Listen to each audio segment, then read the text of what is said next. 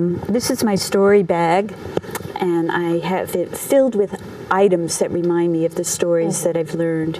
And so I pulled out this object, this little bird, thinking that you might ask me to tell a story. And I pulled this out because it's one of the stories that might have been forgotten if Ray Fadden hadn't taught us all this story.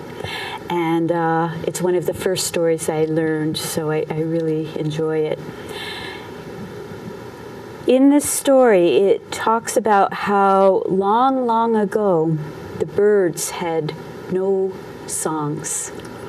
And it came to be that one day, the Creator, the one that made us all, came down to Mother Earth to see how things were going.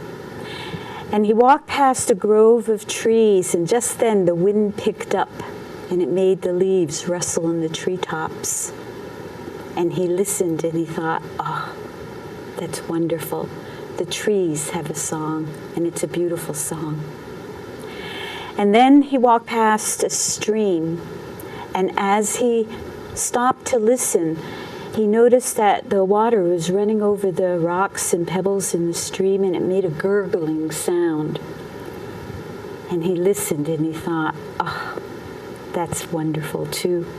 The water has a song, and it's beautiful.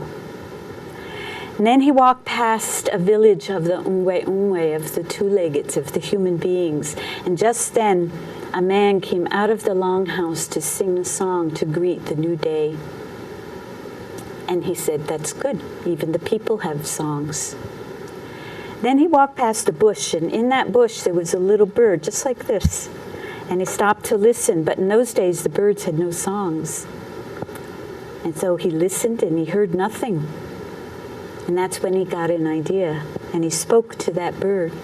He said, I would like you to deliver a message for me. I would like you to fly to the north, to the south, to the east, to the west, and gather all of the bird people, have them all come here and meet here because I have something important to tell them.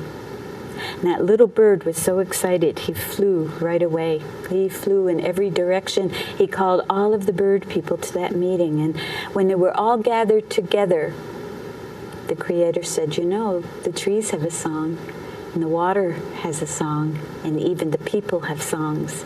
I think the birds should have songs too. Now, I could just give you this gift. I could just give you all a song.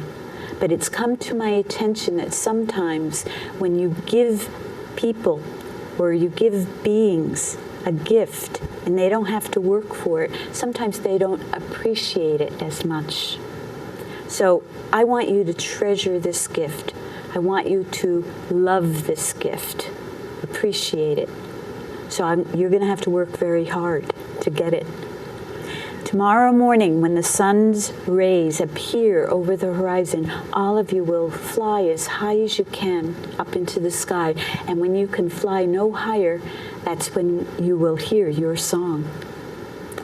But just to make sure you work your hardest, let me tell you this. The one who flies the highest will get the most beautiful song of all. Well, all of the birds were very excited, except for the little thrush. The little thrush happened to be sitting next to a great big eagle, and he noticed that eagle was big and strong and powerful looking, and he thought to himself, well, I don't have a chance. Eagle obviously will get the most beautiful song of all. He'll fly the highest, and I won't get that song. And so instead of being happy about getting a song, he was sad because it might not be the most beautiful.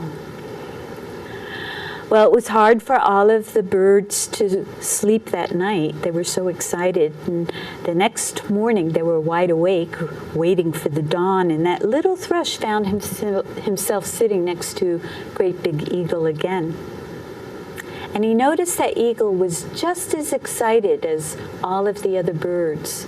And that's when he got an idea. He thought, I bet I could fly behind Eagle and hide in his neck feathers. And I bet Eagle won't even notice. He's just too excited. And so that's what he did. He flew behind Eagle and hid in Eagle's neck feathers. And he was right. Eagle didn't notice. He was just too excited. And that little thrush went to sleep back there. Well, the sun's rays appeared over the horizon. All of the birds spread out their wings. They all flew up into the sky, higher and higher, and they flew as high as they could. And when they couldn't fly any higher, they drifted back down to Mother Earth, and they heard their songs. The first one to get tired was the hummingbird, the smallest bird of all, heard his song. And then the sparrows and the chickadees and the wrens heard their songs. And then the robins and the blue jays, until finally only the largest birds were left in the sky. The hawks, the eagle, the vulture. But eventually, Eagle looked around, and he saw that there was no one left in the sky. All of the other birds had tired. And he thought to himself, I guess I'm going to get the most beautiful song. And when he couldn't move his wings one more time, he changed direction.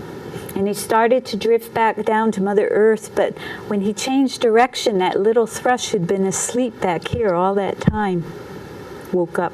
He felt that change.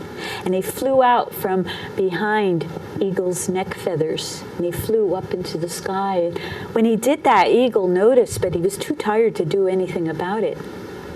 All he could do was look up and glare at that little thrush.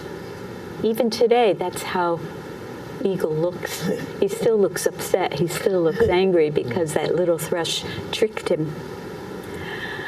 Well, that thrush flew higher and higher until he saw a hole in the sky. He flew up through that hole in the sky, and there he saw a beautiful place covered with green grass and tall trees, and there were rivers that ran crystal clear the way our rivers used to be before we polluted them.